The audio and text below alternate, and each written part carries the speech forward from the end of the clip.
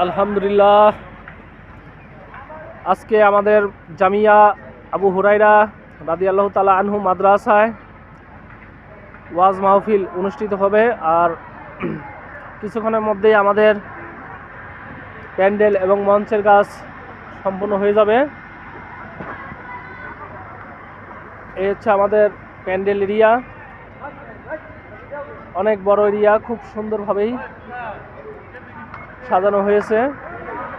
এই হচ্ছে আমাদের ছাত্র, আর এই হচ্ছে আমাদের সেই বহুল প্রচলিত এবং বিখ্যাত নন্দিত আমাদের সেই আওলাদ স্যার। উনি একসময় আবাবিল স্কুলের হেডমাস্টার ছিলেন। যথেষ্ট সুনামের সাথে উনি তার দায়িত্ব পালন করেছেন। এখন উনি মাদ্রাসায় কর্মরত আছেন।